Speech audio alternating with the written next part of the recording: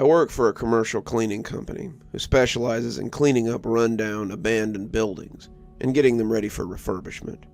We were hired to clean out an old hospital that had been abandoned for some 20-odd years. My team, of which there were 3 of us, was assigned to the behavioral health unit, or more simply, the psych ward.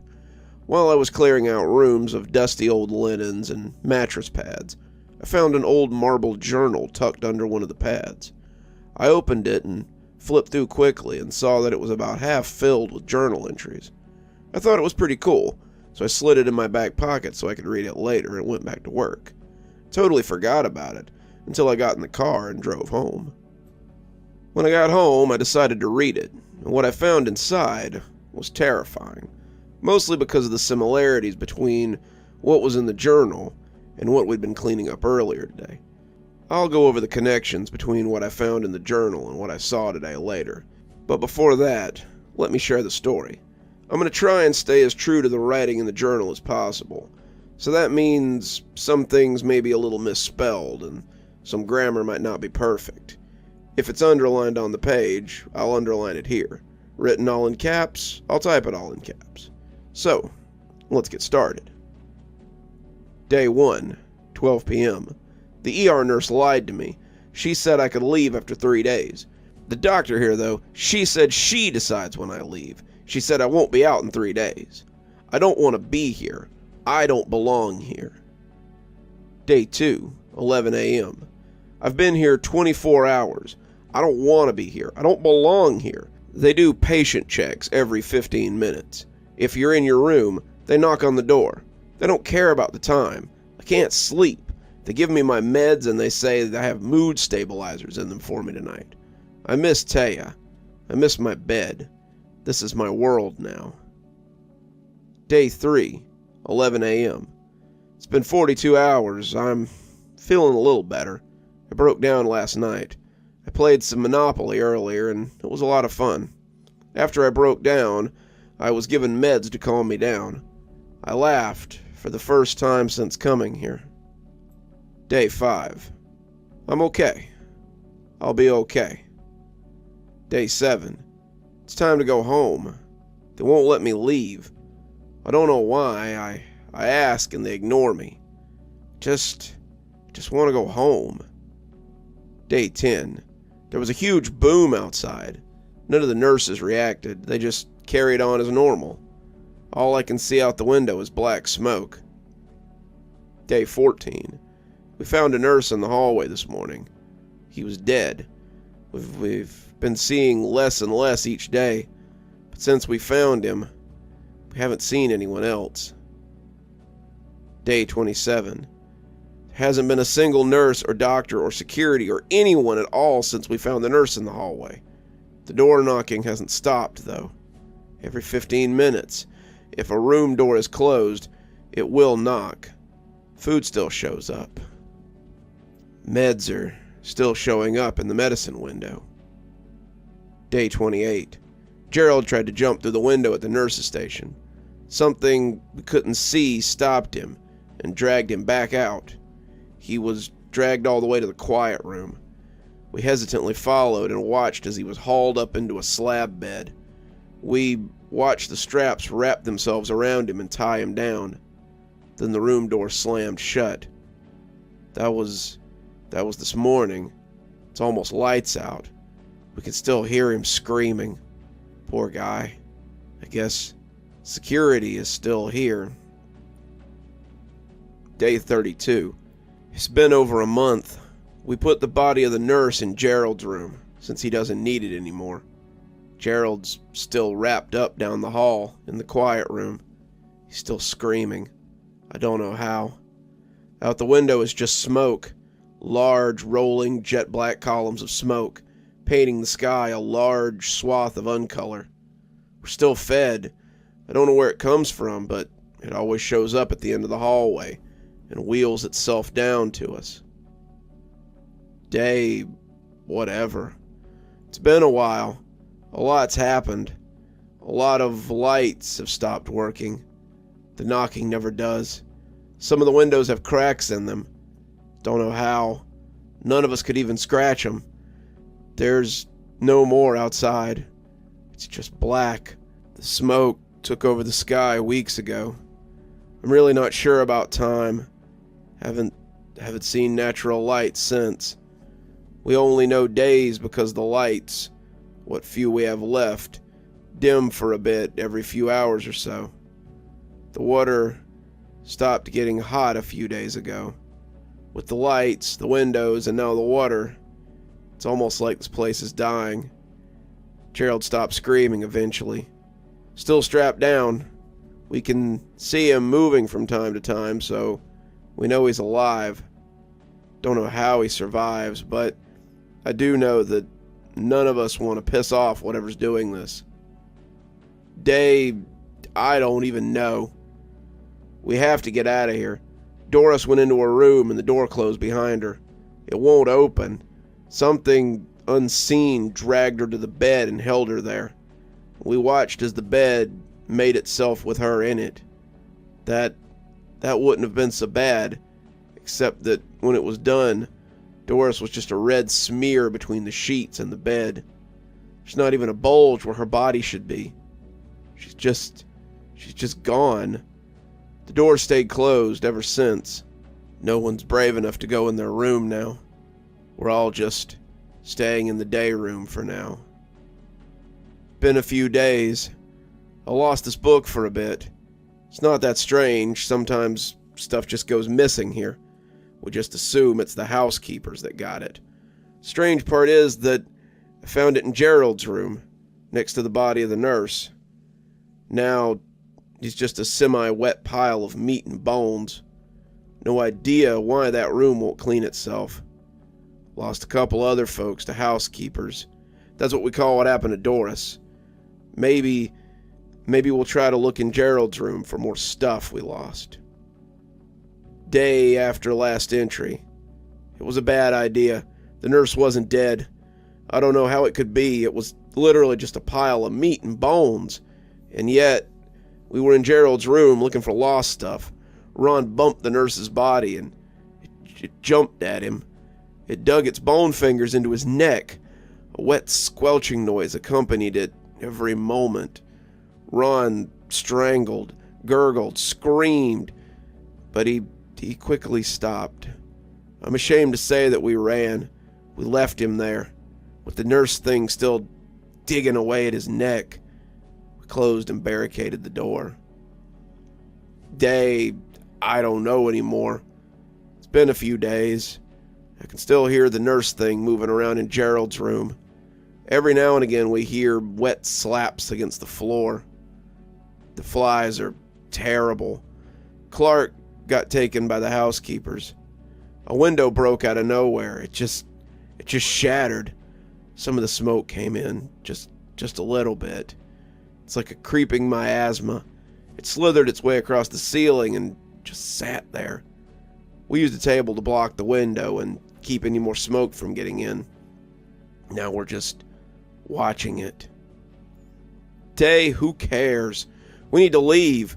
Ginny decided to touch the smoke, and it grabbed her like a snake. A thin trail came out and coiled itself around her outstretched arm and down her body and dragged her into itself. It's unthinkable how such a small amount of smoke could consume somebody like that. I say consumed because that's what it did. It ate her. Not all at once. And not quickly. We tried to save her. Tried to drag her back down to us. Even with all of us pulling, we couldn't get her to budge. I think I heard something in her pop, or break, or dislocate when we were pulling. But we couldn't save her. So we had to watch. We had to watch as it slowly pulled her into itself. There was no noise, except for Ginny's screeches and screams. But it did eat her, eventually. I don't think I'll ever forget her screams. We stay away from it now. It stays on the ceiling, moving around, but never comes down. We're now living in fear of yet another unexplained thing. Too long. The nurse, No idea. Was he ever dead? Was he ever even human? Gerald is not dead somehow, but he's still strapped down. Doris, housekeeping. Aspen, housekeeping. Donald, housekeeping. Ron, the nurse thing. Jenny, eaten by the smoke. Daniel, eaten by the smoke. We're leaving. We've lost too many people to just sit here trying to survive. We've unblocked the window and hopped out. There's a small landing with an access hatch and a half-story below. I'm leaving this book here as a way to ensure that we're not forgotten. If you find this, I didn't live to come back for it. Goodbye. Note: this journal was found in the room of a mental patient who jumped out of his window to his death. I came back. I didn't write that. I don't know who did, but it wasn't me. I found this journal right where I left it. It's just me now. We didn't even make it out of the hospital. I came back because I'd rather die here, where at least I'm taken care of. We were exploring the hospital for about a week, I'd say. This place hasn't changed much. The black smoke is still here. It moves around the ceiling, following me. I feel like it's watching me, like a predator watching its prey. Not actively hunting, but just waiting for any little slip up so it can bag itself an easy meal. It won't be from me. I guess I should explain what happened and how everyone died. When we left, there were still 6 of us. Me, Jules, Richard, Alberto, Gwen, and Ray. I don't know what we expected to find when we left, but there was no way for us to guess what we saw. Narrator's note: the entire next page is full of scribbled out bits. Just woke up from a nap. Something more is going on. I took a nap after writing that last page, and when I woke up, I saw it was completely scribbled out. I didn't do that. I guess something didn't like what I had to say. I can't even remember what I wrote, honestly. I can't remember most of yesterday. This place hurts to be in. Hurts to think about. It just hurts. Good news, though. The food still shows up. It's been 2 days. I guess I'll try again to write down what happened when I left. Outside the window was a small drop down to an access hatch. We quickly filed out and fell down.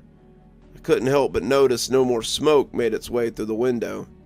Even now, sitting here writing this, I don't have the window blocked. Doesn't much make a difference, if I'm honest.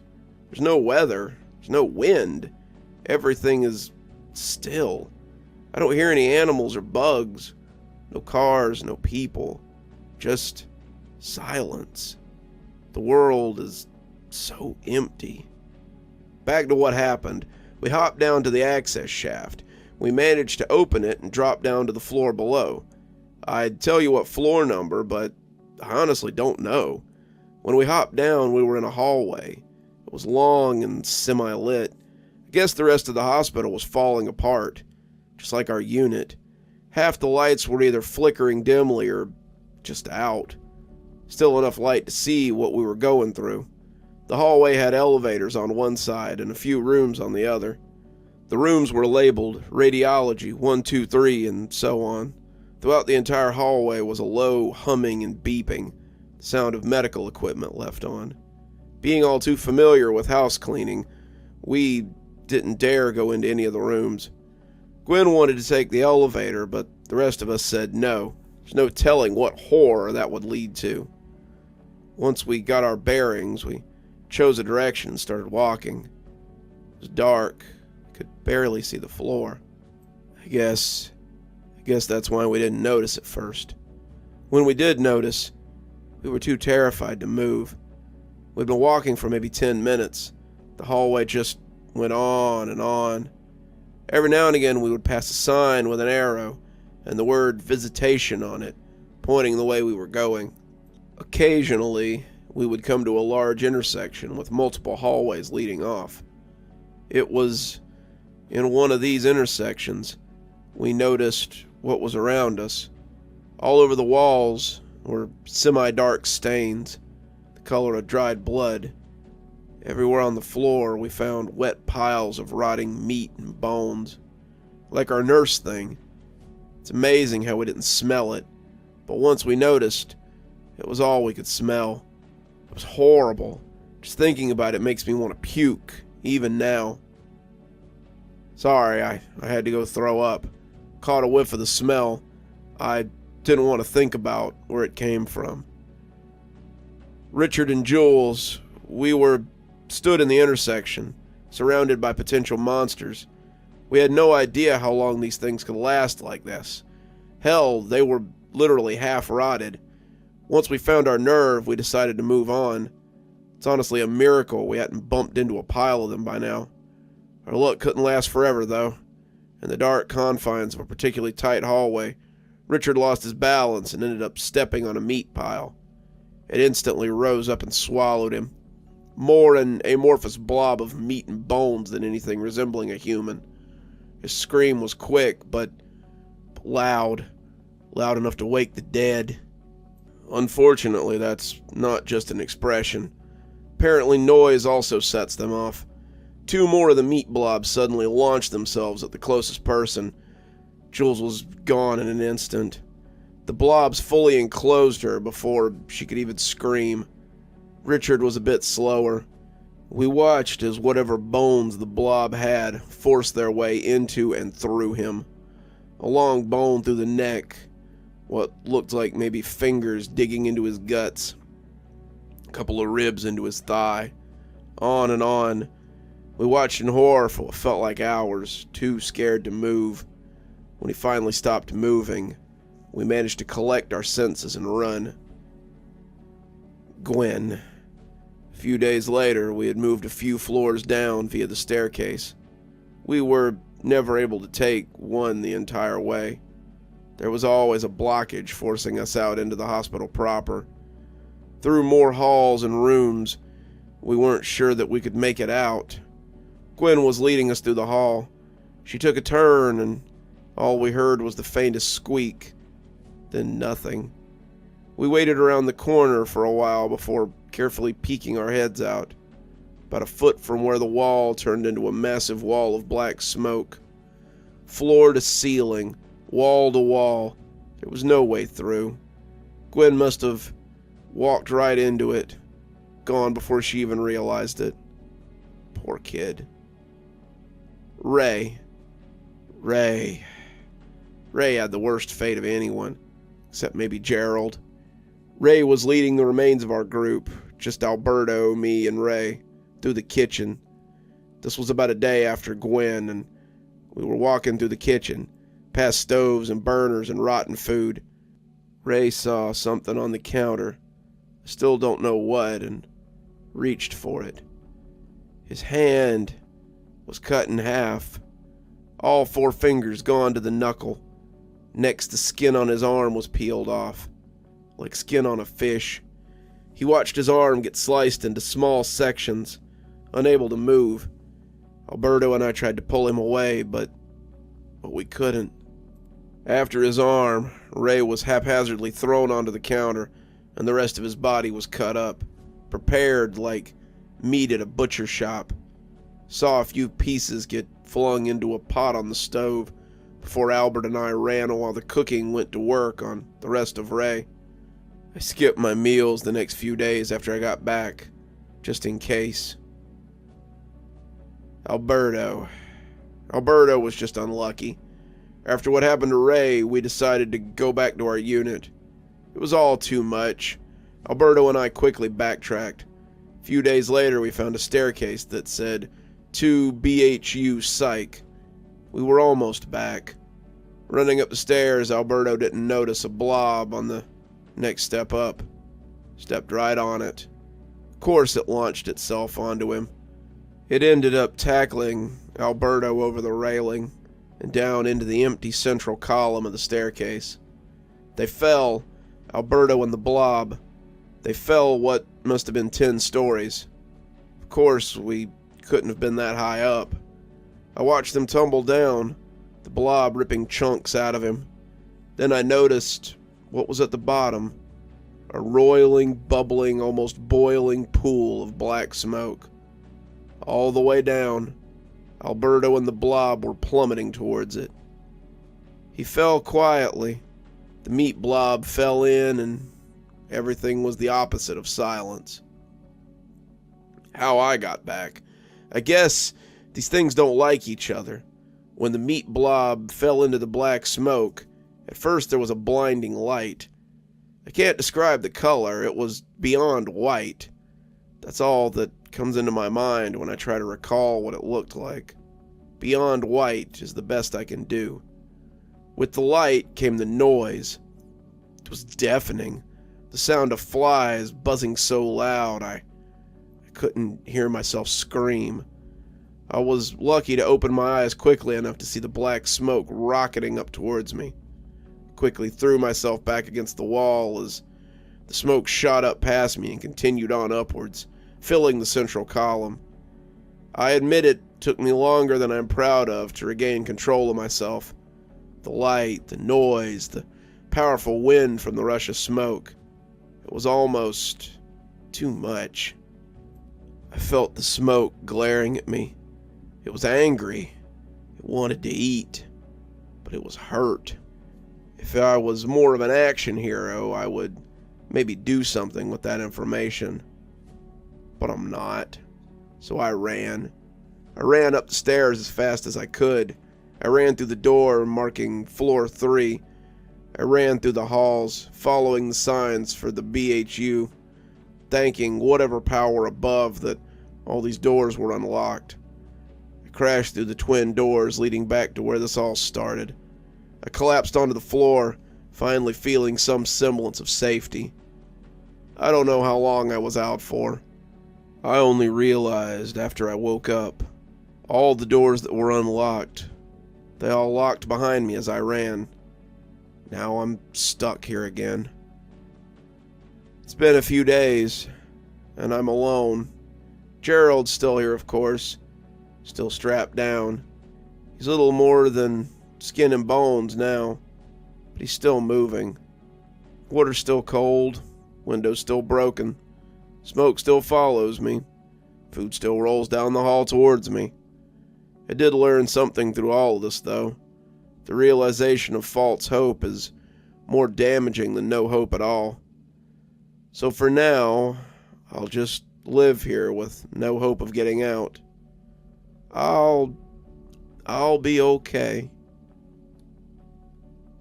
That's the whole story. Pretty creepy if you ask me.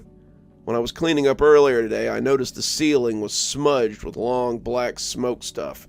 Windows were cracked, with one window leading to an access hatch broken open.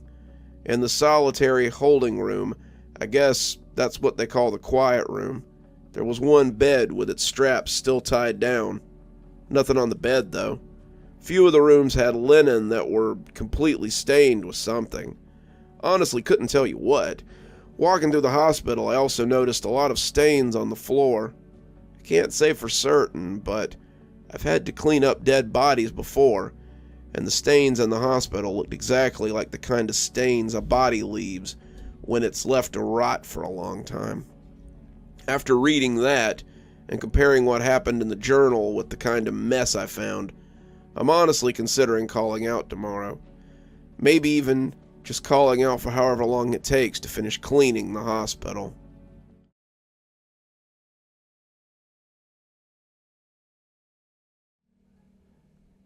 My name doesn't matter. I don't know anywhere else I can post this. I do evictions and repossessions for landlords. I know, scum of the earth. That's why my name doesn't matter. The last house we had a job at, all the tenants had just up and vanished without telling the landlord, and enough time had elapsed that we were set to clear out all their stuff. I happened across the following account that had been scribbled into a notebook and left in the basement. I won't say anything else except, well, just read it for yourself. My name is Sam. Please consider these my final words. It's been 3 days since the party, and I don't know how much longer my food or my sanity will last. He, or whatever it is at this point, has been knocking at my door for the past 3 days, punctuated only by the whispered attempts to convince me to open up. And the singing. The goddamn singing. My phone is dead and the internet has been shut off, along with the power to the basement. I don't know why I'm scratching this account out. Probably just to have something to occupy my mind while I wait for the end. I feel like I should be scared, which at one point I suppose I was, but now it's just the constant dark, the endless knowing, the tiny flame from my lighter as I sit here waiting. Just waiting. I live in a house with 3 roommates. Well, maybe 3, though I suspect none of them are left at this point. I lived with my 3 friends, Roland, Ned, and Amy. Roland and Ned were philosophy majors like me, who I knew through a shared class. When a few months ago, the 2 of them asked me if I wanted to move into the house that they were renting, I jumped at the chance to live in a house that promised to be full of good conversation. Oh, right, and Amy's Ned's girlfriend. I can't remember her major at this point. Nursing, maybe. Not that it matters. It's an old house, built in the 40s or 50s, on a drained swamp, smack in the middle of Edmonton, near a mall, the university, Wyatt Avenue, and the train station. The location is great. It was only $2,000 a month for the 4 of us. Ned and Amy took the top floor, Roland got the main floor, and I took the basement. We still shared the kitchen and living room, but contrary to most roommate stories, we all got along great and never had any problems. Until now, that is. I don't even know what to call the current situation, though, if I'm being honest. All of this started maybe a month or so ago. It's summer now, so we're all off school and working at our various jobs to scrape together a bit of cash before the next semester starts. The extra free time had meant that we had time to start organizing the house a little bit better. In the back of the laundry room, tucked away behind the furnace, there's a door that's maybe 5 feet tall at most. It opened onto a small storage room that until a month ago was stuffed full of boxes, luggage bags, shelves, and miscellaneous junk. Roland and Ned wanted to clean the room out and make it into something of a secret hideout, calling it either the speakeasy or the bunker. It took Roland a few days, but quick enough the room was cleared and all the junk moved into the garage. The bunker, as Roland always referred to it, had cold, rough concrete floors, patchwork brick walls painted a mossy green in places, and a ceiling of exposed insulation crisscrossed with twisted pipes and wires. A small crawlspace that was even lower than the main room led off into a space under the stairs that no light seemed to reach. Roland, the broke university student he is, or was, I guess, decided not to furnish the room with anything aside from a small table and 4 chairs arranged in a circle around it.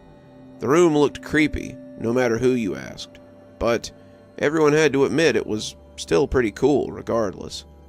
Something that has to be said about Roland and Ned is that were 2 of the biggest social butterflies I've ever met. They'd officially throw parties about once a month, but there were almost always people over more days than there weren't, especially Friday and Saturday. The bunker was admittedly a nice place to retreat from a party, have a shot, swap stories about who was hitting on who, which girls were single, that kind of thing. The oddness didn't begin until about a week after the bunker was clear. One night, some random day of the week, Tuesday maybe, I'd come home from work late and popped my bike into the back door. I stepped inside and didn't hear any voices. Nobody over tonight, I thought to myself as I descended the stairs to my room. My rooms are technically a separate suite, so I have my own door that leads to my space, at the start of the hallway that leads to the furnace, laundry room, and the bunker. I stopped as I was about to put the key into the main door. Over the low humming of the furnace, I could make out a sound that was faint coming from down the hall. Singing, maybe? Roland liked to sing when he was drunk, and He was drunk more often than not, so I presumed he was drunkenly doing some laundry down the hall and shrugged it off, going inside. I play keyboard and guitar and like to record and mix my own music, so after a quick dinner, I sat down to work on some music editing and shut the world out for a few hours. I stay up late, so I decided around 11 to do some laundry. I took my headphones off and took my basket out to the laundry room when I heard it again, the singing. It was definitely Roland singing, somewhat muffled and somewhat quiet, but singing nonetheless, singing from the bunker. I couldn't tell what the song was, but Roland had some odd taste in music. I shrugged it off and threw my laundry into the machine. As soon as I banged the washer lid shut, the singing stopped, and I looked at the bunker door. I took a few steps over and knocked quietly. "Yes," Roland called through the door. I opened the door and the room was pitch black, the single light bulb dangling from the ceiling being off, with only the light coming in from the laundry room to light it. Roland was leaned back in a chair, his arms crossed and his legs propped on another. He was still dressed in the business casual work clothes he typically wore, and a half-empty bottle of cheap wine was on the table in front of him. "What you doing?" I asked, looking briefly around the cold, dark room. He didn't answer me, aside from nodding his head towards the bottle on the table, and then returning his eyes to mine. "All right," I said, breaking eye contact and giving a half-awkward smile as I shut the door behind me. Granted, me and Roland were never super close, but when we did chat, he was always a lot more animated and chatty, especially if he'd had something to drink beforehand. The silence was odd, but I'd seen him fall into a few contemplative states before, so I didn't pay much attention to it. The next week was pretty much the same as usual. People came, people went. Every few nights I would hear the faint singing coming from down the hall, mixed in with the hum of the furnace or the drumming of the washing machine. The next odd event came maybe a week after the singing. I was laying on the couch in the living room flipping randomly through YouTube videos when I sat up with a sudden start to a voice behind me. "Hey Sam, how was work?" Roland said, standing at the door of the living room with a beer in each hand and a smile on his face. "Hey, sorry, you scared me. It was good, pretty slow," I replied with a quick smile. "Beer?" Roland asked, holding out the can for me. "Sure, thanks. How was work for you today?" I asked, but received no reply. I turned around after a few seconds to see that Roland was gone. I shook it off and went back to watching videos, trying to push the odd feeling out of my head. Now, you might ask what was so weird about that, and I wouldn't blame you if you didn't know Roland. The fact he had just appeared was what unnerved me. Roland isn't fat per se, but he definitely isn't thin. Long story short, you can always hear him when he's around. He's always blustering or stomping around or cursing at something, so to have him appear completely silently threw me for a loop. At this point, I was definitely feeling odd, and would only do my laundry during the day, trying whatever I could to keep away from Roland's bunker. I also kept a wary eye on the man himself, as he seemed to have become cheerier in the past 2 weeks. Where before he was a social but often gruff butterfly, he was now nothing but smiles and small talk whenever you saw him, and would have people over almost every night, if he could manage it. The last straw that finally made me tell someone what was going on was a Friday night that I'd come home from work and entered through the front door. I found Roland laying on the couch watching some old war movie on TV. I had a brief chat with him before I went back to the basement, stopping briefly to grab a drink from the fridge. I froze halfway down the stairs and my heart began to race. I heard the singing. I must have stood paralyzed on that staircase for a good 5 minutes, trying to rationalize how Roland could have made it downstairs and past me. Try as I might, there was absolutely no way he could have soundlessly gone behind me while I was opening the fridge. I would have seen him. Slowly, legs trembling, I walked backwards up the stairs and returned to the living room. The couch was empty, the TV still on. I looked around me, eyes wide. Was I going insane, I asked myself. I returned to the basement stairs again and slowly descended. Halfway down, the faint singing could be heard again. I fumbled in my pocket for my keys, hands shaking, and slammed my door open so quickly that I surprised even myself. I immediately took out my phone and texted Ned and Amy, asking them if they'd noticed Roland acting weird in the last few weeks. Both of them replied that they hadn't really, aside from the fact that he seemed happier. They never heard the singing, I thought to myself. Ned knew Roland better than I did, so I asked if he could talk to Roland and ask him how things were going, to which he agreed. I felt a bit better at that point, after which doubt began to creep in. He's what? Happy? Quiet? And has started singing? What the hell is creepy about that? I couldn't rationalize my fear to myself. Something was off, though, but I couldn't put my finger on what exactly it was. As I got into bed, I received a final text from Ned asking where Roland was, and when I told him he was in the bunker, he replied that him and Amy would go chat with him. I woke up the next morning, having tossed and turned all night, unable to get to sleep, with one or two nightmares that consisted of nothing but Roland singing his strange song in his strange room. I emerged from the basement late in the afternoon and found my roommates all busily cleaning up the house. Right, Saturday, party night, I thought to myself. Everyone said good morning as I made myself some coffee, and Ned winked at me when the two weren't looking. I sighed in relief, hoping that maybe I wasn't crazy, and that Ned could fill me in later on how the conversation had went. I helped with some of the cleaning before parking myself on the couch to wait for the party to start. I lost myself binge-watching some shows on Netflix. By 9 o'clock, the party was in full swing with maybe some 30 or 40 people over at the house. People were in the backyard having a fire. Some people were listening to records in the living room, and I'll admit I was pretty buzzed at that point. After chatting with the people around the fire for a bit, I got the impulse to bring out my guitar. And before you say it, I know, I'm one of those guys.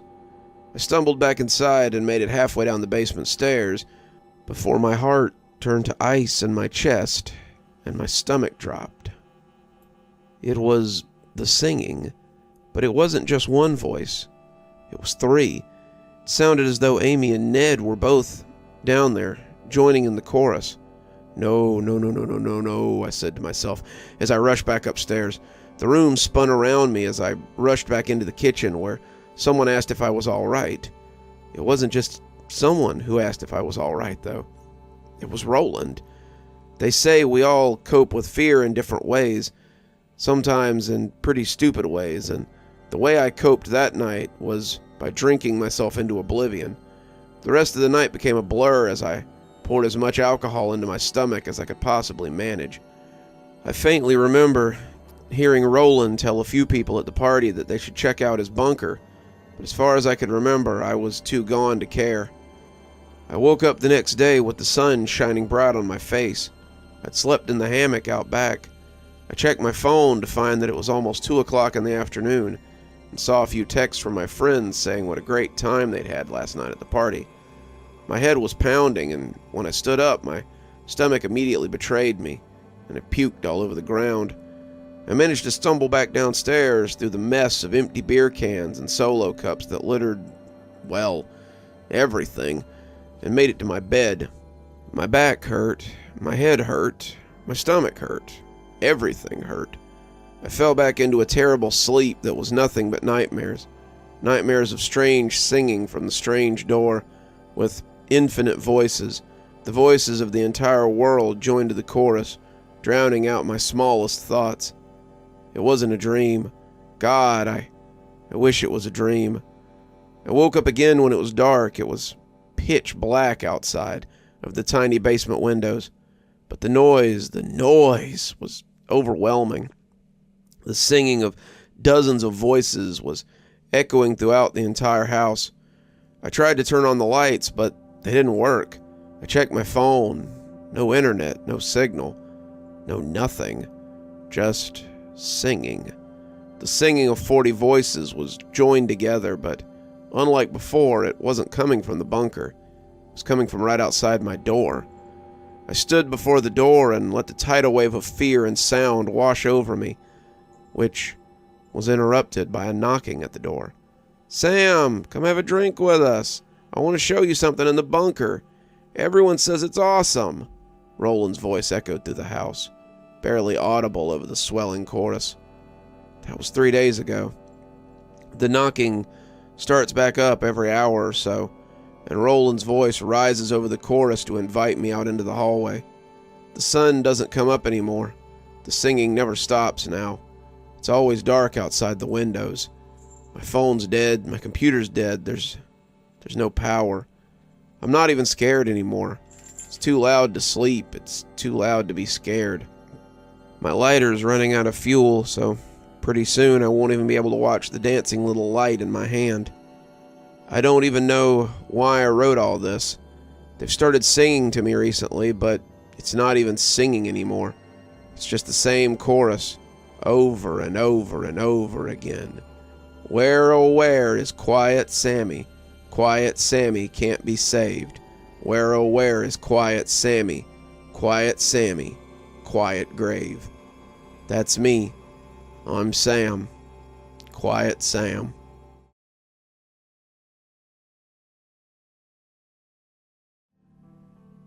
If you read this, do not try to find me.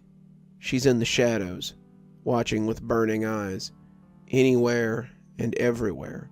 No matter how far I go or where I am, she's there, watching. I'll try to explain what happened. It started with a walk in the woods. I usually go there to clear my head, but this time was a bit different. Life has been difficult. My father, the only consistent figure in my life, passed away a few months before. My relationship with my girlfriend broke down.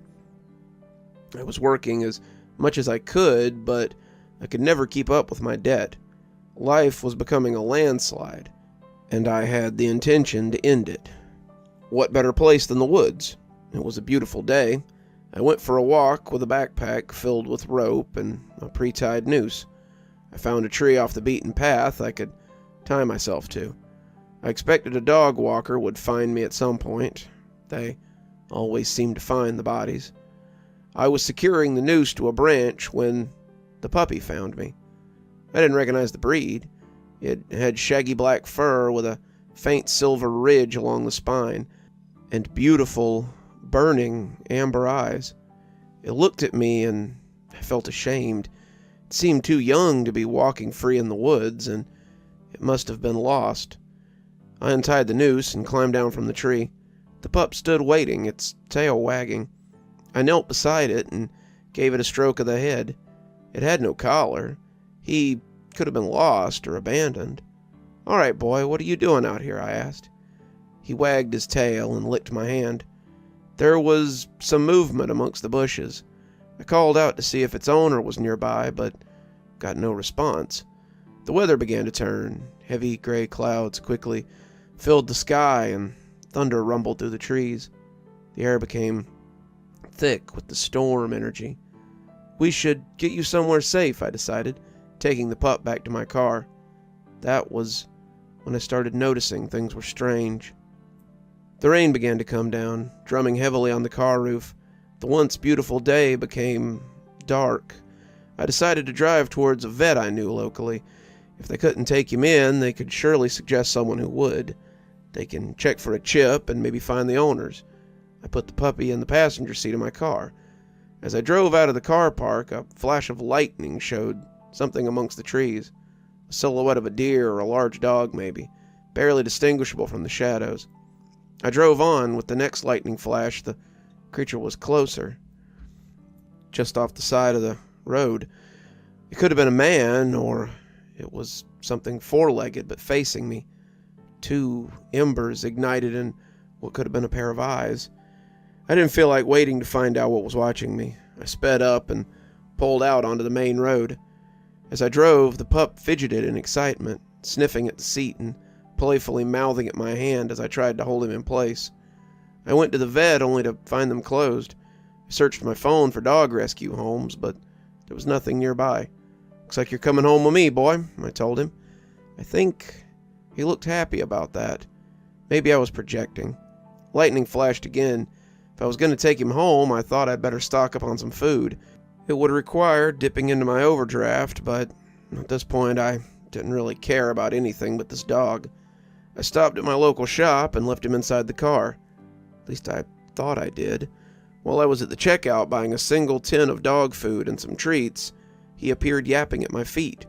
"You can't bring dogs in here," the miserable sleep-deprived shopkeeper snapped at me. I didn't. Sorry," I stumbled back. I scooped him up under my arm and went back to the car with my shopping. The door was locked. He must have snuck out before I shut the door. I was sure he was still inside when I locked it, though. I saw him through the window. I must have been wrong. I couldn't claim to be in the clearest state of mind, given my original plans for the day.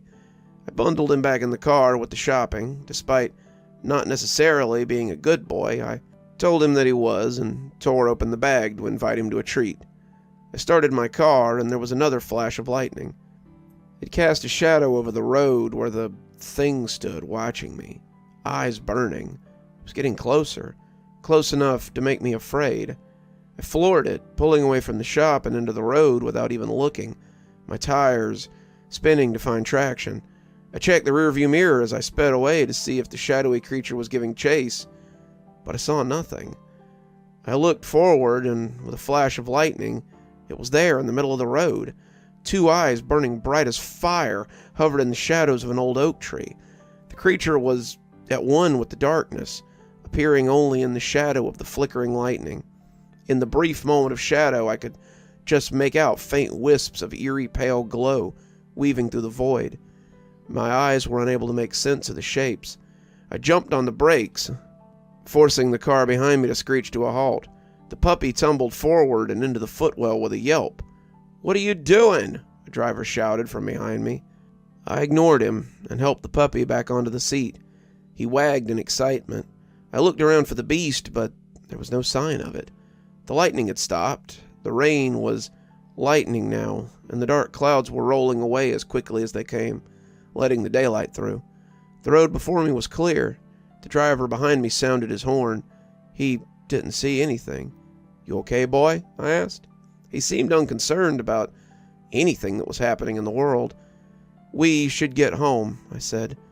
I drove through the town, wary of every shadow. I felt like I was being watched, but I couldn't see whatever was watching me. Every flicker of light or patch of darkness put me on edge. Car headlights reflected off the wet road and cast images onto my mind. I began to doubt my sanity. I was heading home for shelter and safety, but I'd never felt safe there before. I lived in a room in a drafty old red brick Victorian house riddled with damp. I was overdue on rent to the landlady, Miss Whitaker, who was a harsh old woman hoarding money to take to the grave. She didn't allow noise or visitors, and she certainly didn't allow pets. Encountering her with the puppy in my arms was as terrifying as whatever was stalking me, because at least I knew Miss Whitaker was real. But there I was, the noose still in my backpack. I just needed to help out this dog before I could go back to my original plan. Why should I care about anything else? By the time I got home, the clouds had mostly parted, and we were getting the last of the afternoon sunshine. The daylight put me at some ease. I picked up the pup and its food and rushed into the house, hoping to get to the stairs before Miss Whitaker noticed me. Too slow. She appeared behind me in the gloomy hallway as I was halfway up the stairs. "Shouldn't you be at work?" she asked in a tone that was searching for a problem.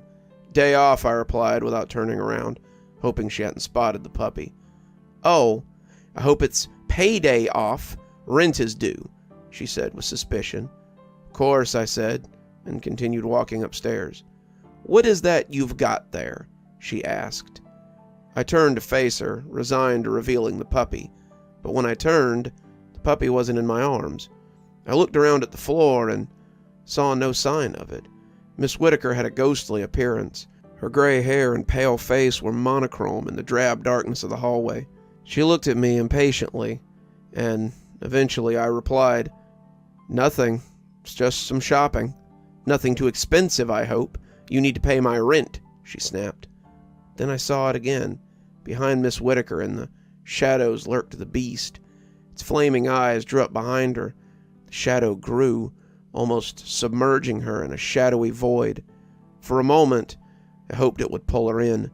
Miss Whittaker said something, but I wasn't listening to her, concerned only with the specter in the shadows. I turned and rushed to the bottom of the stairs, but Miss Whittaker recoiled from me. I slapped at the light switch and the hallway brightened, the creature disappearing. Then I ran back up to my room. I slammed the door behind me and put the light on, then rushed over to the debris of dirty washing and litter to the window to pull the curtains open, exposing the remaining day to erase any darkness from the bedroom. I put the puppy on the floor and suddenly felt disgusted with myself. The room was filthy. Dirty dishes were stacked on the bedside table. Every surface was caked with dust. I could barely see the carpet for my mess. This wasn't a fit place for a dog to live. I had the immediate urge to tidy up. I cleaned a small space in the corner and emptied half the tin of dog food onto a clean bowl. While the puppy ate, I tidied up. Then I heard stomping up the stairs, Miss Whittaker shouting out, "What is wrong with you? Why have you put the lights on? That is my electricity you're wasting." She then banged on the door. "Have you got the lights on in there too? Open up." "Sorry, I just need some light. I'm tidying." "You? Ha!" This was the closest I'd ever come to hearing her laugh. "Turn it off now, or you can move out. Please, just leave me alone for a bit." She banged on the door again. "Off, now." When she noticed the light remains on, she said, "Fine, I'll sort it myself," and stomped back downstairs. The puppy was eating happily. I found a half-full bottle of water and emptied it into a small dish for him to drink. I watched him while sitting on the edge of my bed. Then the puppy had his fill and came over to sit by my feet. I lifted him onto the bed, and he got comfortable, resting his head on my thigh as his amber eyes looked up at me. He began to sleep as I stroked the top of his head, and it seemed at that moment we were both content. Then the lights went out. Miss Whittaker must have switched my electricity off at the fuse box. The fading daylight from outside the window was not enough to extinguish the shadows in the corner by the wardrobe. Flaming eyes slowly appeared from nowhere, as if the darkness was a doorway. The monster was in my room. I picked up the puppy and edged away along the bed. Soon my back was against the wall and I had nowhere else to go. The fiery eyes grew closer. Ethereal wisps danced from the darkness until my eyes could finally make sense of their shape and movement. I could see a vague outline of 4 limbs walking, hackles raised down its back. A muzzle snarled at me, dripping with drool. The great hound became clearer beyond its spectral hue, bigger than any dog I'd ever seen. It had a pale streak down its back like the puppy. It padded beyond the shadow to show thick, shaggy black fur. It was ready to pounce at any minute. It gave a guttural growl, exposing great white fangs. While I recoiled helplessly, the puppy squirmed free and clambered down my leg to the floor, the ridge of pale fur down its back showing white with ethereal light. It ran over to the great black beast, which never broke its gaze away from me. Then, as if breaking from a trance, it looked down at the pup, lowering its snout towards it. "No!" I shouted. I couldn't let it devour the helpless thing. "No!" I shouted again. I picked up the lamp from my bedside table in a pathetic attempt to brandish any sort of weapon. The beast looked at me with contempt, then looked back down at the puppy. It lowered its snout and licked it across its face. The puppy brushed up against the monster and wagged its tail. The great hound inspected the pup with sniffs and licks of maternal care. The mother then picked the puppy up by the scruff of the neck, and they walked into the shadow, fading into wisps of spectral light before disappearing. The puppy appears every so often to play, no matter where I am, home, work, even when I was in the police interview room. The mother is never far away. They usually disappear back into the shadows before anyone else can see them. Usually, those who have seen them don't live long to tell about it. I know they think they're protecting me, but they didn't need to kill Mrs. Whittaker. I didn't notice for a few days until the smell crept through the floorboards. At her door, I heard the buzzing of flies. I called the police to break into her room, and they found her mauled. The coroner ruled that it was a dog attack, although they couldn't explain how a dog got in and out of the locked room. The mother never fully comes out of the shadows, but she watches me. In the corner of my eye, I'll catch its fiery gaze. I don't think she means me harm, but I've seen what she can do, and it's hard not to be afraid. The pup is a good boy, but they're both overprotective. I've seen their eyes appear whenever anyone angers or upsets me. I know she intends to kill them. Death seems like nothing to her. My supervisor at work was found dead in the stockroom after he criticized the time I had taken off due to my mental health. I admit it got to me. He was mauled like Mrs. Whitaker. The hound also appeared after my ex-girlfriend came over and demanded her TV back. She forced her way in, and I was desperate for her to leave, so I ended up giving it to her. But it wasn't about the TV. She was just insistent on arguing. She didn't make it out of the house. I tried to stop them. After the deaths, I had to run. I'm innocent, I swear it, but if the police turn up to arrest me, I can't imagine what the hounds would do to them. I found somewhere secluded to live. I won't say where, but it seems mostly safe, and I'm content with a simple life off the grid. I have had occasional troubles. Some men tried to break into the caravan where I've been staying. That didn't last long. I had to bury their bodies in a ditch one night. The dogs were just protecting me. At least I'm not suicidal anymore. What does that say about me, that I'm willing to live even when I'm such a risk to others? As long as people leave me alone, they'll be safe. I can't control what comes from the shadows.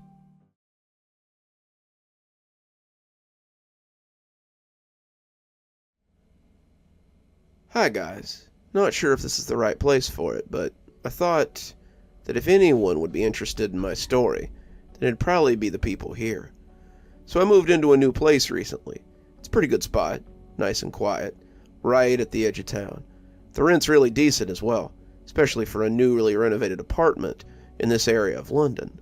Apparently the building's been around for ages, and the location isn't super ideal for a lot of people, so they had to keep the rent low. No complaints from me though. I don't have a car, and I can cycle pretty easily to the nearby station. Moving in was straightforward enough, and I'm pretty satisfied with the place so far. Here's where it gets a little weird. Shortly after settling in, I noticed that a patch of loose carpet was right at the threshold between where the bedroom connects to the living room. Now normally, I would have just called the landlord to fix it, but it didn't seem like a big enough deal at the time. Thought I'd take care of it myself, save some cash in the process, right? Upon looking at the carpet more closely, I found something a bit unusual. There was a little gap where the carpet seemed to sag. When I pulled the carpet back, I found a little patch, no wider than my fist, where it looked like the floorboard had decayed, revealing a subfloor beneath. It was a bit like poking a hole in the top layer of foil on one of those prepackaged meals. A little peephole revealing everything that was beneath. I'm a pretty curious guy by nature, so couldn't help but shine a torch in there and have a quick peek. I wasn't expecting much, but to my surprise, right beneath the hole, there sat an unassuming little object. It was a squarish shape, which barely stood out amongst the dust, dirt, and mold. When I first saw it, I thought it was a tablet, an iPad, or a Kendall or something. With a coat hanger, some mounting tape, and a lot of practice, I eventually managed to fish it out. Out in the light, I could see that it was in fact not an iPad, like I had hoped, but a little hardcover-bound book. Though the exterior was essentially eaten away by black mold, I could still make out a single word impressed upon the faded leather cover. Journal. Inside, the pages were in pretty bad shape. The first half of the journal was irretrievable, mold-stained and practically crumbling to the touch, and I could barely leaf through them without causing irreversible damage. The back half wasn't much better, with a good portion of it torn out or, strangely enough, burned. In addition, a lot of the writing itself was illegible, either crossed out, faded, or too frantically scrawled to be comprehensible. Around the margins and in the spaces between the words, I could make out strange sketches, shapes of figures that are hard to describe. I'll see if I can upload some photos later. The contents are unusual, if not disturbing.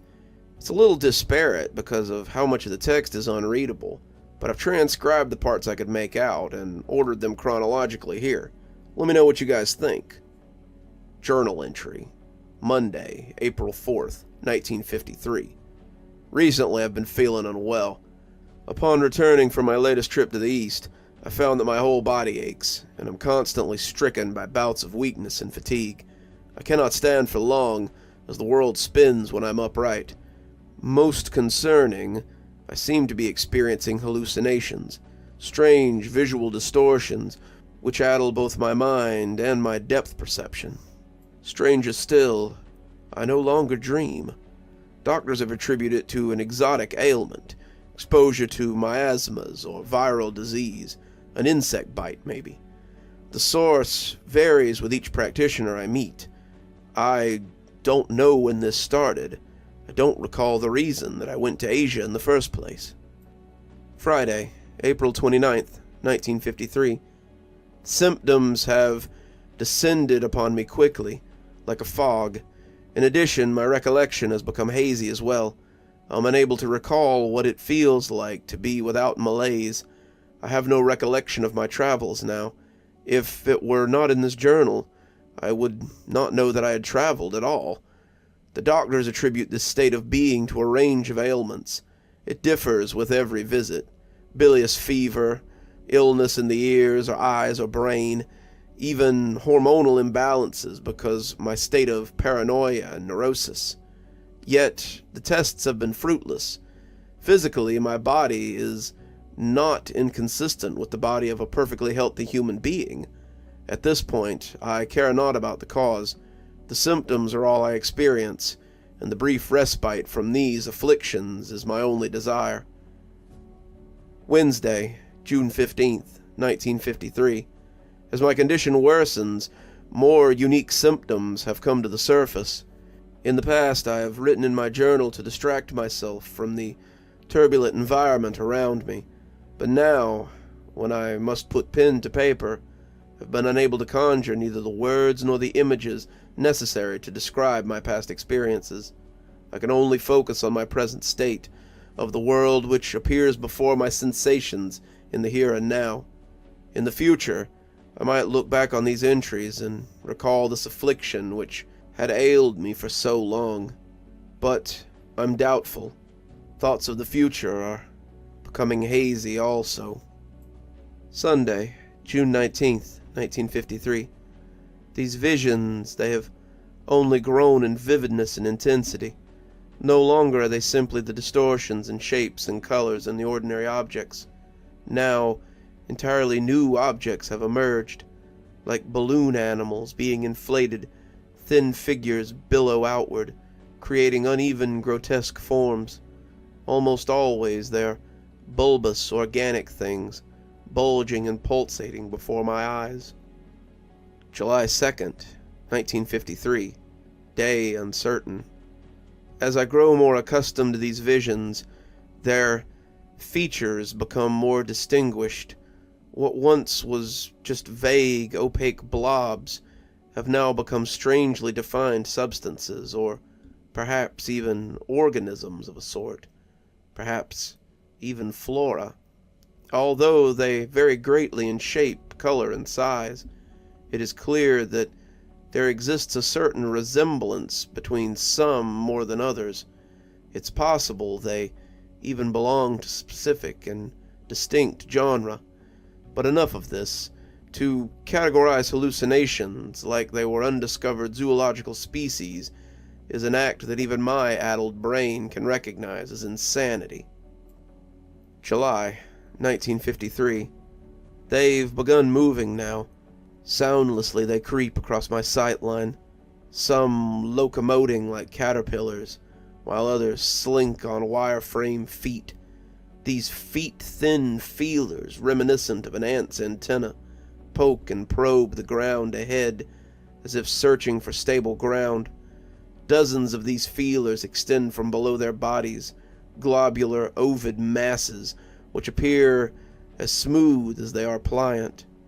Others sit upon stem like detached eyes floating in place.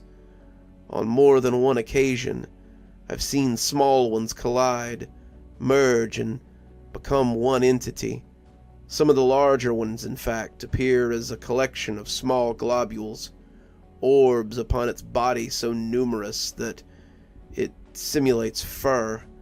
I can only wonder if they're a singular organism or simply a congregation of them moving as one. In these pages, I see that I have once referred to them as flora. I now see that that was an error. Yet neither are they fauna. They're a sort of combination, not quite animal, not quite plant. July, 1953. They're everywhere. I've seen them creep across my page. I've seen them loom outside my window. They're not visions. I've reached out and touched them. The one I felt was chewing gum colored. It was warm and fleshy to the touch. 1953. Perhaps they've always been there. Silent, numerous, invisible to the human eye. Perhaps my affliction is not an illness, but insight. I've gained access to a world truer than my own, but this is no blessing.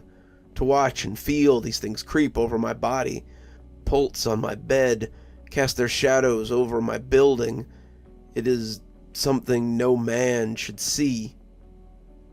Date uncertain. I awoke with one of them in my mouth. It crawled out so easily, as mundane as a laborer leaving their family home for work.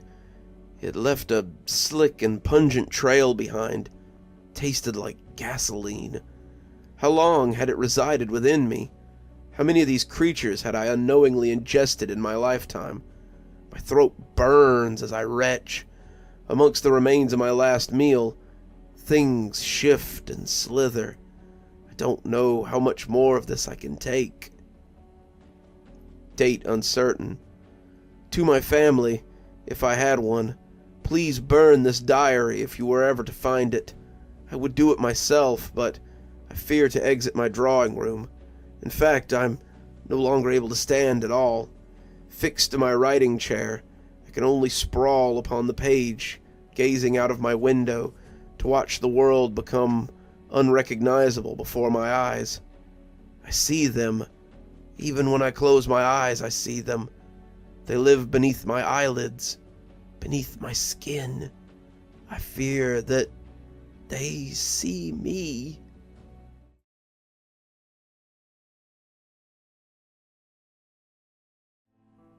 Have you ever found something that's just incredible? Something so unreal, you can't help but wonder what event led to this item becoming intertwined with you. I'm not talking about a bottle cap or a piece of a plow. Hell, I'm not even talking about a pistol I found buried in the dirt when I was a kid. I'm talking about something mind-boggling. Not sure if that's the right word. Enough talking about it, though. Time to give you the story about my recent discovery. Most mornings during the fall, I deer hunt. Before you all jump down my throat about it, I only kill 2 a year. Only enough for me to eat. Times are tough, and a guy's gotta eat, you know? After I catch my 2, however, I still make my way out to my stand a few times a week. I enjoy sitting up there in the cool fall air, taking it all in. It's me and nature. No phones, no one, no real-life stuff. Plus, I enjoy seeing the deer, even if I'm not shooting at them. It was one of those days that I was sitting in the stand, taking in the sunrise when I heard it.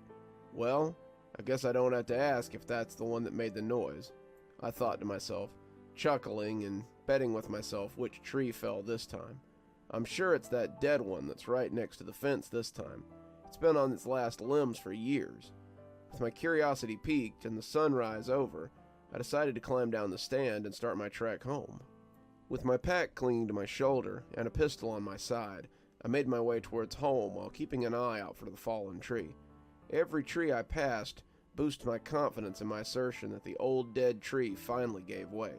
Shortly after I find the old tree laying on its side, I take a little pride in my skill with assumptions. As I walk by, however, I notice that the tree is hollow on the inside, and the tree collapsed in on itself as it fell.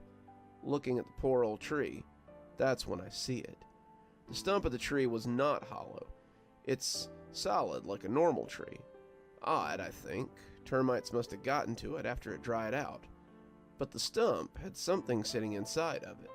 It's shards of some kind of pot. An old clay pot that was placed in this tree for a long time. Long enough for the tree to grow around it. How did that even happen?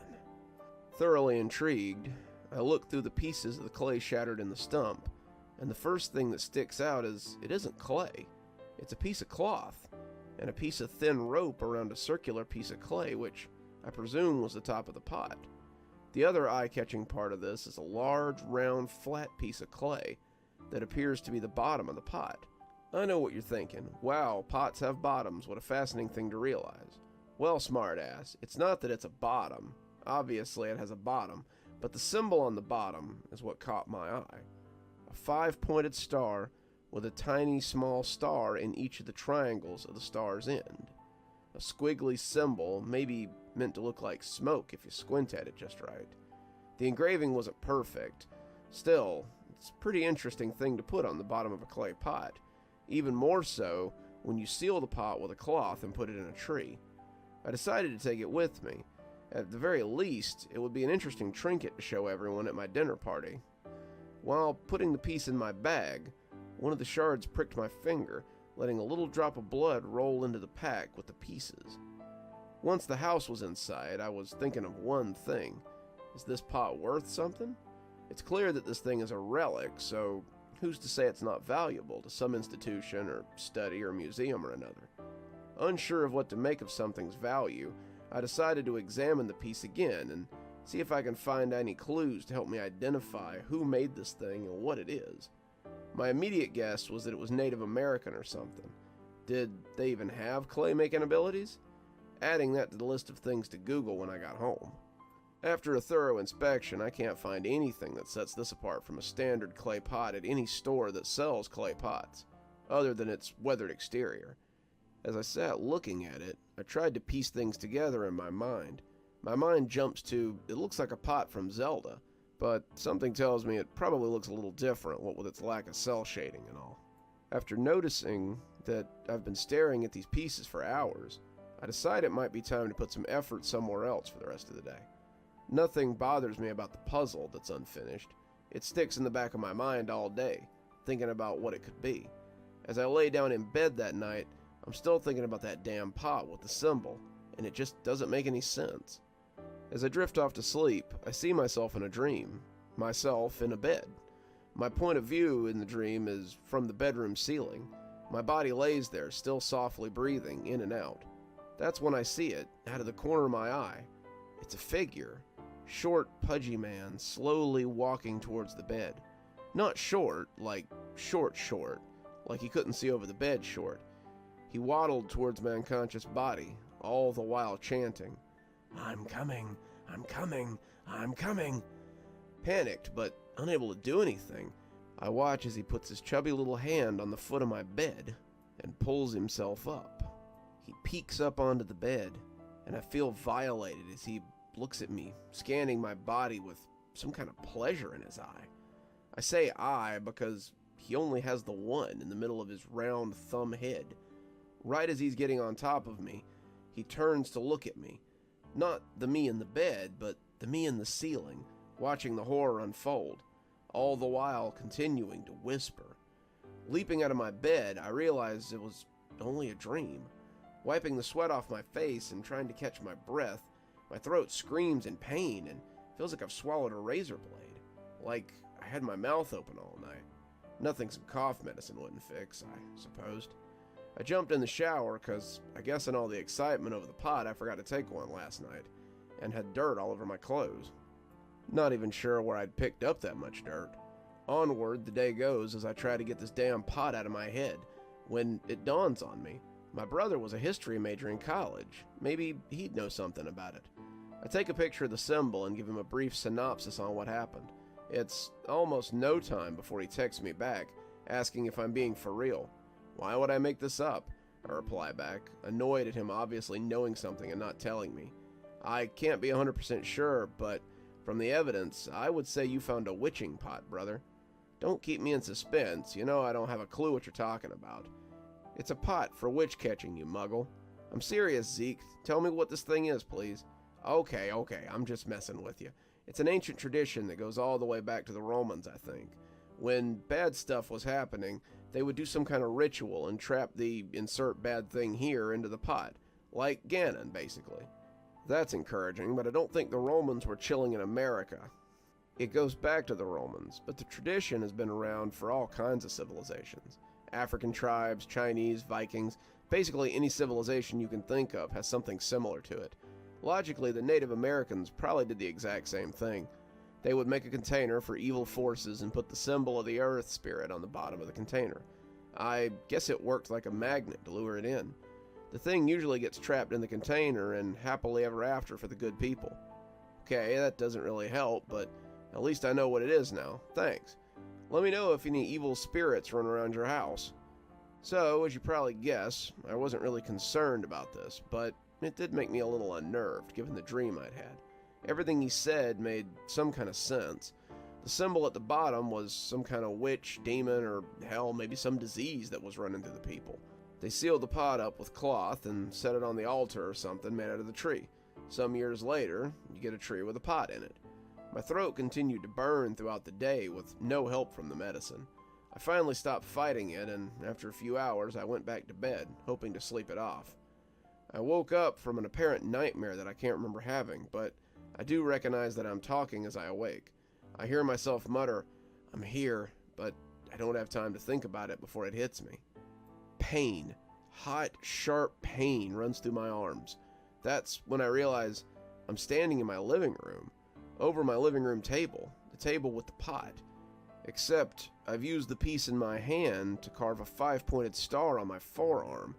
I drop the shard of bloody clay and run to the bathroom to get a towel.